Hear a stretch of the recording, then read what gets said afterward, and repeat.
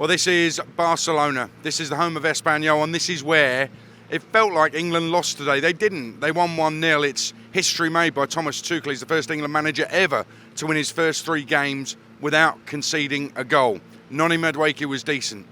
Harry Kane scored the goal that won the game, and it's just about there that the positives end, because this was not good from England at all. They do not look like World Cup winners, and that World Cup starts in just about a year's time. So, Stuart Pearce, it's a very broad question, but what exactly went wrong for England today? And bear in mind they did win, but what went wrong? For me, from a tactical point of view, I thought the 3 central defenders they picked, and in the positions that they picked them, was not right. I don't think they offered anything in the build-up. They certainly didn't commit any of the midfield players, so that in itself didn't offer any support to the players in front of them. That was a problem. I think 1 or 2 players played at a slower tempo, which wasn't good, and played into the hands of the Andorrans. And the longer the game went on, the less effective we were as a team. The only good thing you can come out of the game today was it's 3 points in a World Cup qualifier. Yeah, it was just a hugely disappointing performance, and it's hard to think of too many parallels in recent times. And there have been some, the Hungary Nations League defeat 3 years ago. I think you could say that it was a typical England June performance. We've seen quite a few of those.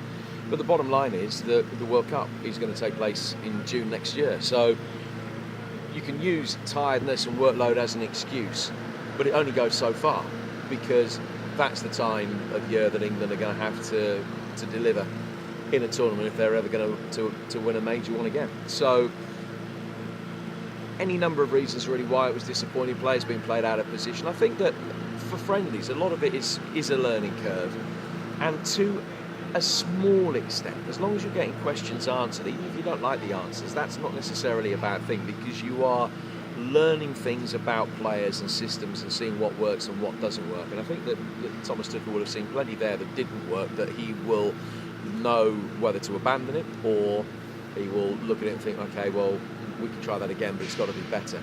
But listen, that was substandard. I mean, there's no 2 ways about it. And beating a side who are ranked 173rd in the world in the FIFA list by a goal to nil, and surrendering an opportunity late in the game that could conceivably have been put away to make it 1-1. He's got to hope that that's the worst England performance that he's ever enjoyed. Listen, I'm not being disrespectful. It's not an arrogant Englishman saying this, but when you look at Andorra, they are the equivalent of non-league, and that's the reality. Their players generally are the equivalent of non-league, so this shouldn't have been a struggle from an England point of view. I would say as well, Stuart, that Thomas Tuchel, in his interview with talkSPORT afterwards, was very honest, but he talked about, he didn't sort of shower the players with praise or say, oh listen, just one of those days. He actually was really honest. One of the big things he told us on talkSPORT was that the players weren't serious enough. Now that's quite a big accusation. What do you think he exactly meant by that? I think they underplayed the game, potentially. I think they saw the game out, the players, thinking that 1-0 and winning the game was acceptable, and a performance to stay in the England squad, and more importantly to get into the team for next summer, was vitally important. All of those things. I think he cut a really frustrated figure in the technical area, especially late on in this game. And I think, as you always do with England, and any time you take the pitch, he's probably had 7 or 8 days with the team, training, bonding, all of those types of things. And he's probably scratching his head now and say, where the hell did a performance like that come from? And the lethargy that went with it on the back of what we've done this week. And I think, Jim Proudfoot, one of the worries is Senegal are way better than Andorra. So, yes, it's a friendly on Tuesday night, but if England win it and play much better, then positivity is increased. But if they lose that friendly, I think some serious questions will hang over Tuchel and the squad over the summer already. And that's only his 4th game. Yeah, no, I totally agree with that. And in terms of how good Senegal are, well, the yellow ratings would tell you they're 30th. The FIFA rankings would have them in the top 20. They are unbeaten in 21 games. They've conceded only 5 goals in those 21 games. They are another side who are really hard to break down. And I think that he's played a mix and match side here in Barcelona today, and he will do the same in Nottingham. He's got to rotate. We've got to see Ivan Toney starting, for instance, and there are various other players that will expect an opportunity. Senegal drew with Ireland on Friday night in Dublin and will field a stronger side. They probably played 8 or 9 of the bottom half of their squad in that game, so you would think that it would be 8 or 9 of the top half of the squad in the game at the City Ground here on Tuesday night. And from that point of view, it's going to be a tough encounter because I don't think England will go strong. Now, there's no Sadio Mane, and England beat Senegal very comfortably the last time that we played them in the World Cup, but I think this is going to be a proper test for England.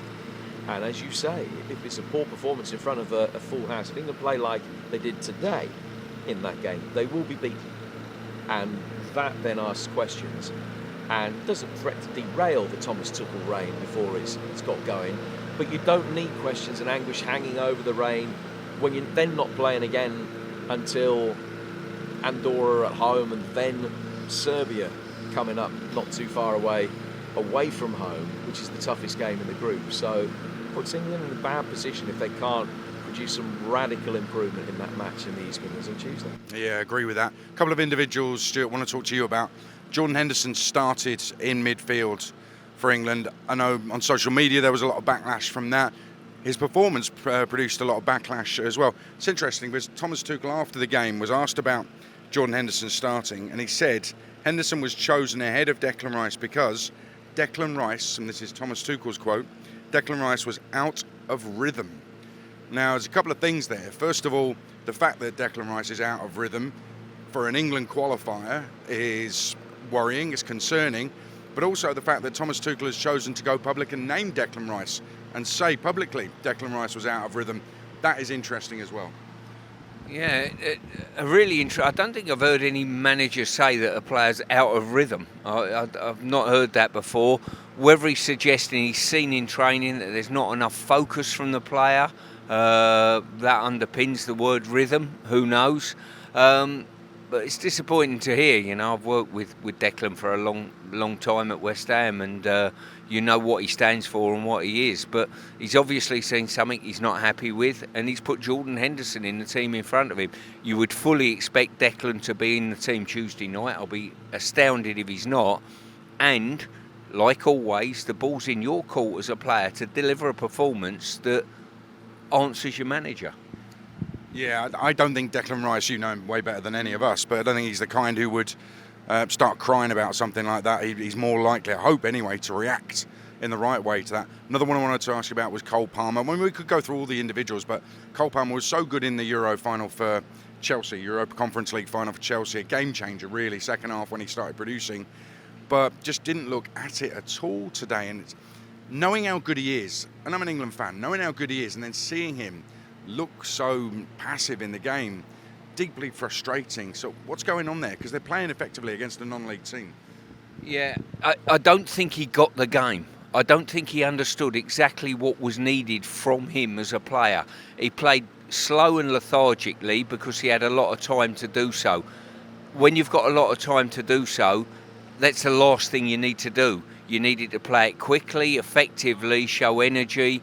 He's not an aggressive player, but every time there was a challenge and the ball fell between him and an Andorran player, he almost made an apologetic get out the way and let the Andorran take the ball off him, and the rest of the team had to get it back for him. So I think I think we're all really disappointed with Cole today because we know he's got the ability, and he's one of those over the next 12 months that got to prove that show us your ability in an England shirt and more regularly potentially in a Chelsea shirt, that we can trust you and you're going to be that match winner that's going to help us win the tournament. That's true. I'm not saying that he's putting club before country, but he has got the World Club Championships coming up, starting very shortly. Is that in his mind, do you think, when he's playing in a performance like this? I mean, I guess it's very easy for England fans to say that it shouldn't be, but naturally, when you're quite a young man at the end of a long season and you've got those games, big games coming up in the States, are you sort of subconsciously coasting through a game against inferior opposition? You know, is that an excuse for it? Listen, I'm not sure you can make excuses at this level. You're wearing your country shirt, but the wisdom, and the point you've made there, the wisdom of going to World Club Championships and putting World Club Championships on in the timing that they're doing. We talk about saving players and looking after players. I'm really seeing it as a tough call to do that. I really am. And basically, players are playing 12 months round now. If you're Chelsea or Manchester City, that's it. You're playing right the way through.